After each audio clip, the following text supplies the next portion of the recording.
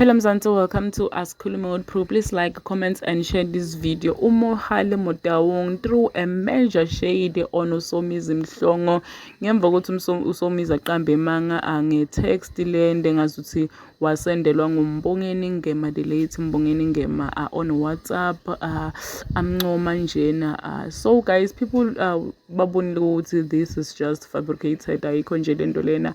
So uSomizi decided to take down that screenshot on Instagram was Khipha Kesana, and the people were laughing at Somizi for lying, including Mohale Motaung Kesana, like he was laughing laphana ku Twitter, and bantu bahlanganise 1+1 babona ukuthi uhlekani, and they were like, oh, it's going down. So kuyasho ukuthi ex yakho ilinza ukuthi guys ube down bese nayo ihleka nalabahlekako. Please subscribe, share this video, comment your thoughts down in the comment section. I'll see you in the next one. I'm signing out. Goodbye.